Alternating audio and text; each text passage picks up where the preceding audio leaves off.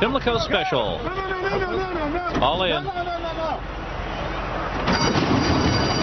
And they're off in the Pimlico Special. Argentinian Invasor out well, but Wanderin Boy is expected to show early speed. So it's Wanderin Boy coming to a narrow lead, 3/4 of a length from Invasor second. West Virginia to the inside, and Harlington racing deep out as they pass us now. And last of all is We Can Seek.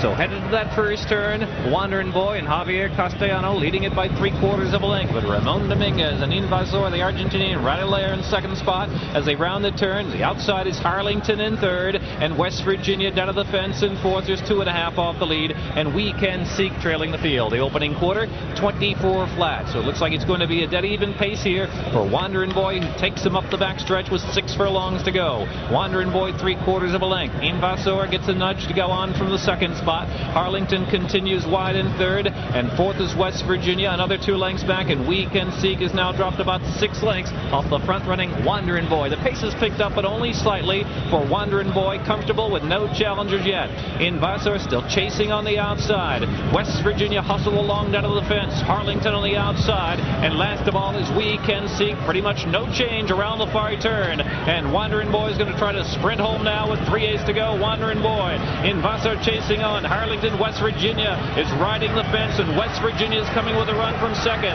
West Virginia into second, but Wanderin Boy turns for home, hustled at the quarter pole by a length and 3/4 from West Virginia. Invasor in third, and Harlington fourth, and We Can Seek riding the fence. They're at the 360s.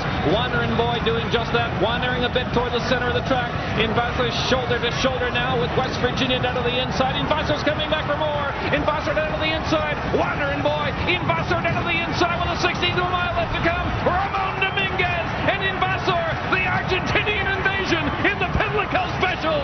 Wanderin Boy was second, and West Virginia was third. I told you about the 4-horse! Invasor or Invasor, we don't care what he's called. He wasn't dead last. Kieran McLaughlin lied to us. He was up closer. Looked like the race was over. It looked like a full-on win for Wanderin Boy wire to wire, but a great ride cutting inside. Now, watch this.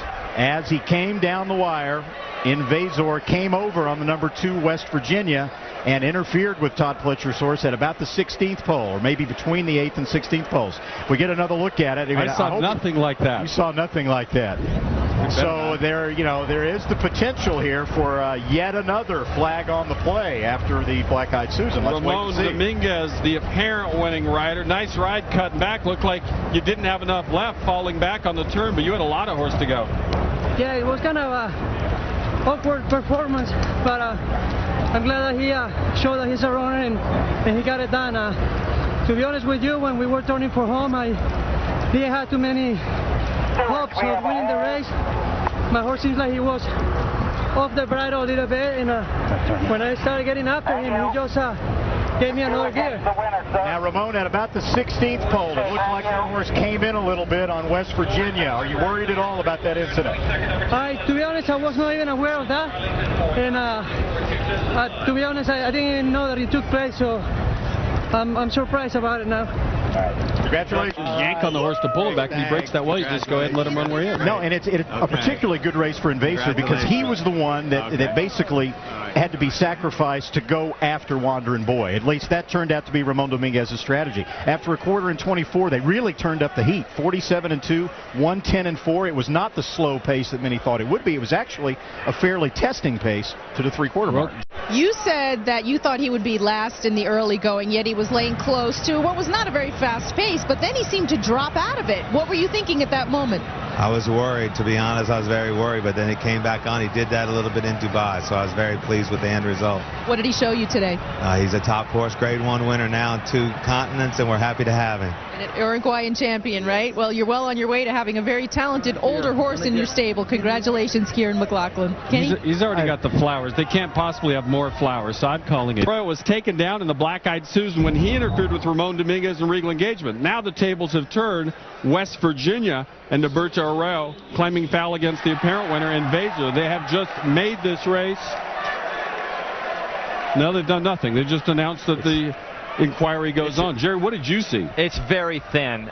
First, Norberto Arroyo came out a half a step. At the same time, Ramon Dominquez on Invasor came in. Very, very slight. I call it incidental contact. Did not alter the outcome of the race.